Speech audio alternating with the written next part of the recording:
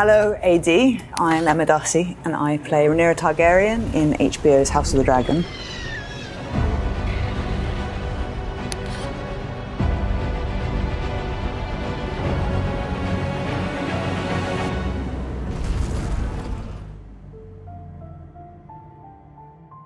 When I first got to the Red Keep set, the first thing we were all struck by was the scale. The Red Keep does exist. There is a castle in a soundstage in Watford, and what Jim has created is something that's topographically accurate. You know, all the things are in the right places. You're used to, as an actor, this bedroom would be on one stage, and then the connecting corridor would be somewhere else, and you're always sort of gluing little pieces together. But here, you can learn the geography of the castle, and it's allowed us to do some really playful things over the years. People might remember in series 1 where Rhaenyra gives birth in a room downstairs, and she makes a really, really long journey up the grand staircase to what were Alicent's chambers.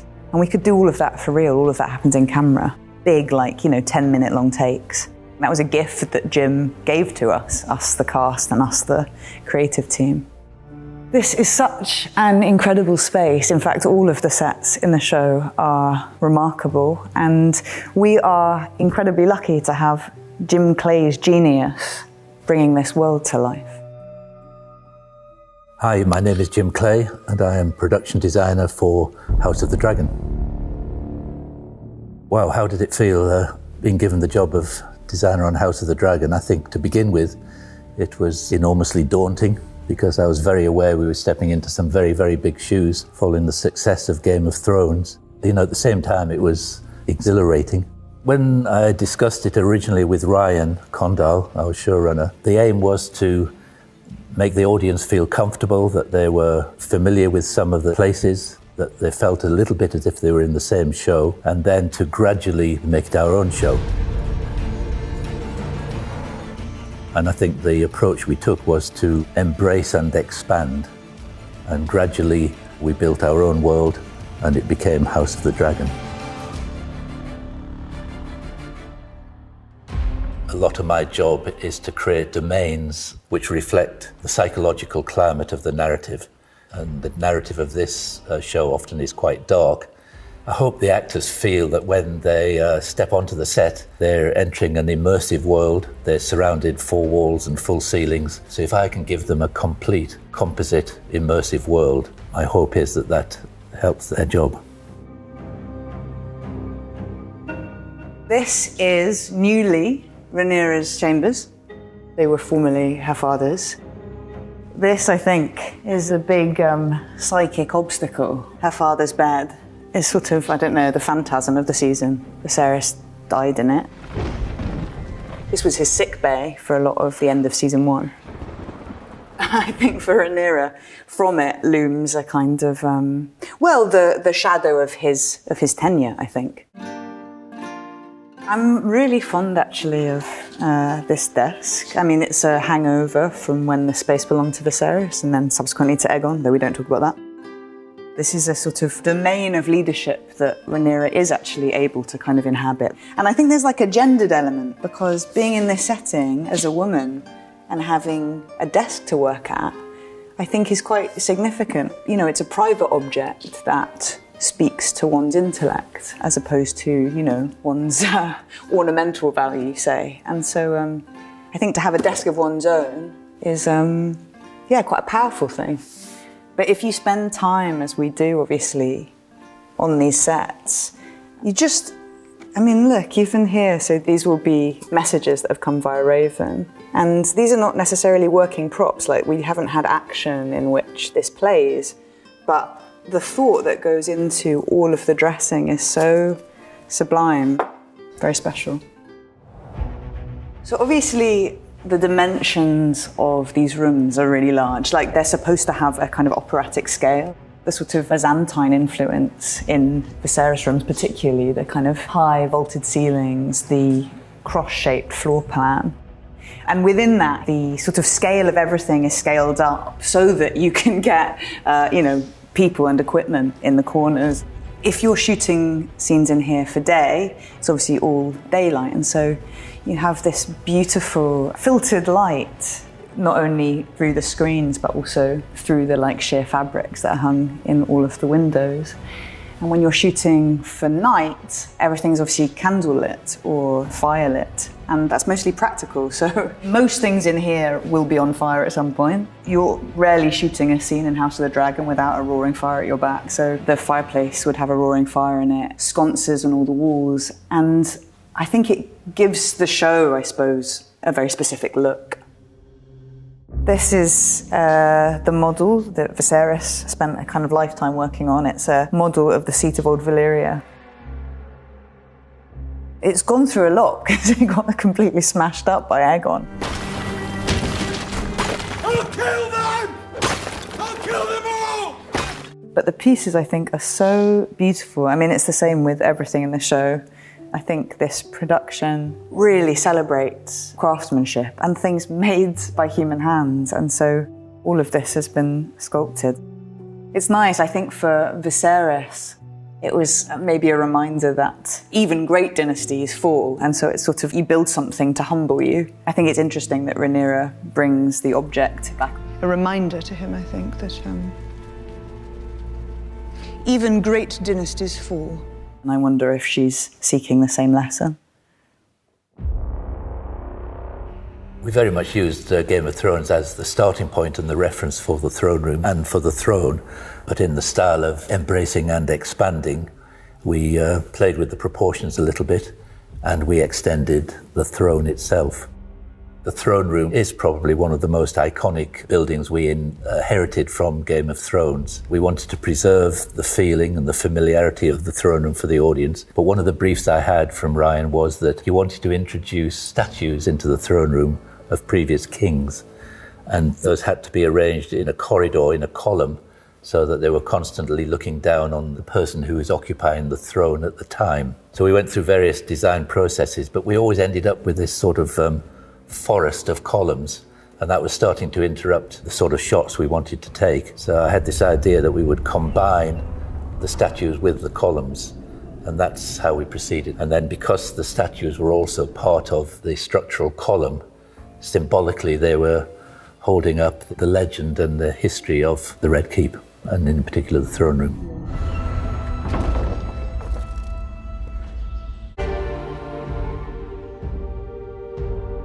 So this is the grand staircase, which is the central hub of the Red Keep, and it's the main circulation area.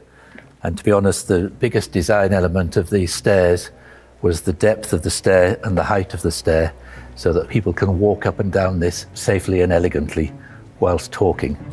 Your Grace, the atmosphere is fraught. I think it's best you do not stray again. And we can take a journey this way through to the courtyard, which serves again as the main entrance into the interior of the Red Keep, and it allows daylight to come in from the ceiling above. From the balcony here, this is where young Rhaenyra chose her protector, Mr. Criston Cole. Be welcome, Sir Criston. We built a huge bonfire in here, which is great when Rhaenyra takes over the castle again. So to show that, we've had all sorts of fabrics being thrown down over the balcony, and they all sort of accumulate here in a beautifully dressed but untidy pile, and then eventually that'll go off and it'll be set fire to. It's quite magnificent that you've got the height, you've got the 2 floors. It's something that's quite unusual when you're building a set. I think the design of this was about getting the proportions of these arches so they reflected the reality of these sort of places, and then that determined the height of the outer staircase, because we had to land on the corridor above here, and that gave us 14 steps with a big landing, and then another 14 steps. 14 steps being about the maximum you can ask anybody to walk up and down elegantly.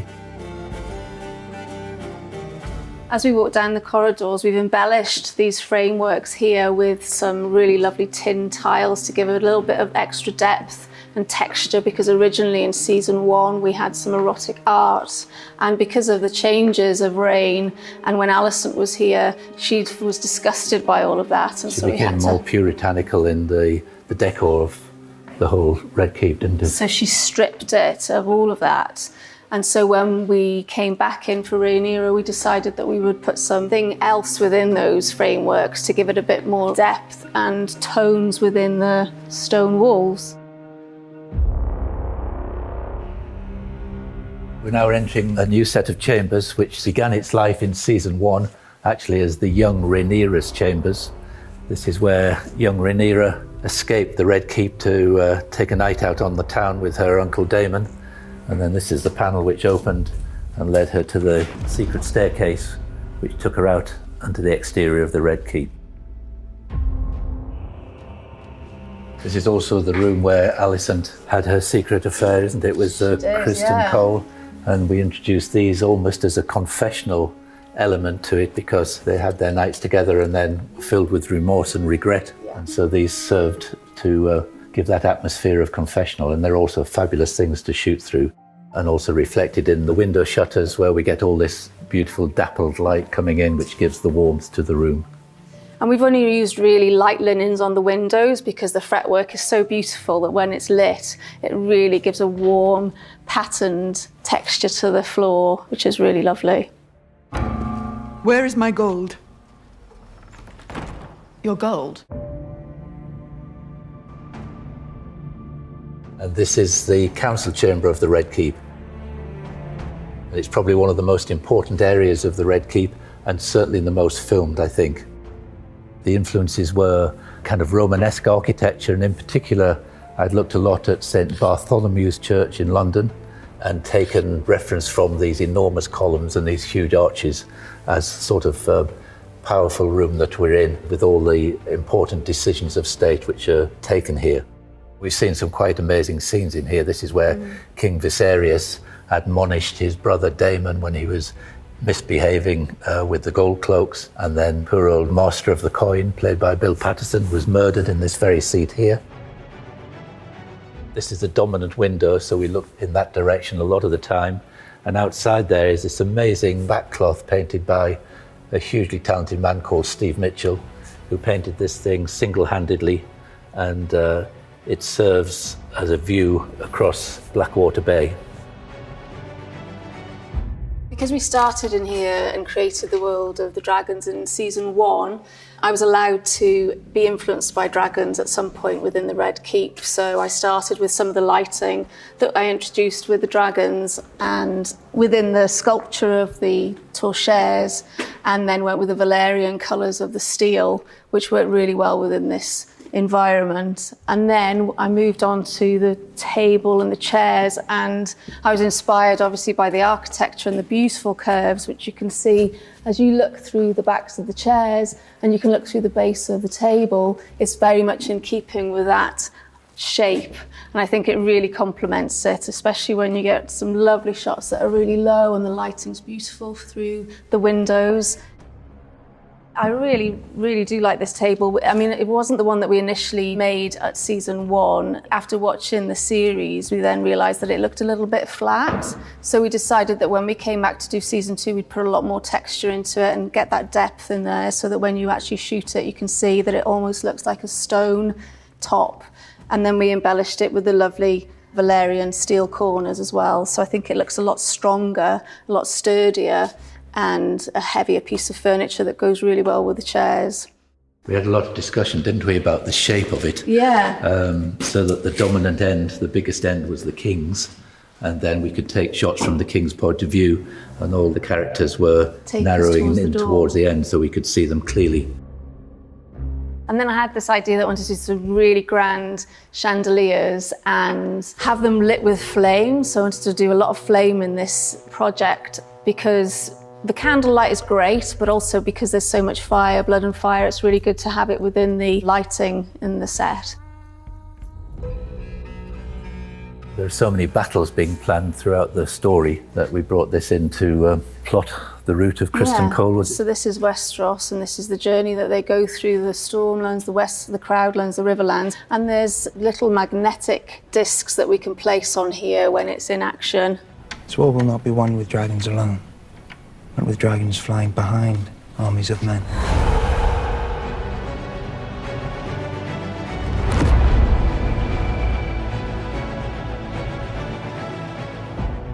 These sets are obviously incredibly detailed, and you sort of see that at every level. You only have to look at the surfaces to notice that every object has a degree of accuracy and craftsmanship that just lends like a real depth, I think, to the work, certainly to one's experience as an actor, like occupying the space. But something that I think is really nice about working on a show over a number of years like this one is that, you know, this huge building stays up, so it has been standing for, I think, going on 4 years now, which means that it has its own history. And so, you know, the crew, the cast, the production team have occupied these spaces. And I was really struck coming back here that I have memories in these rooms.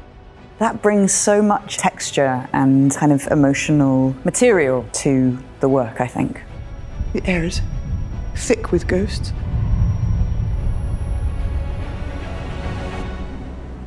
Thanks for joining us, AD. It's been great having you here at the Red Keep. Until next time, bye.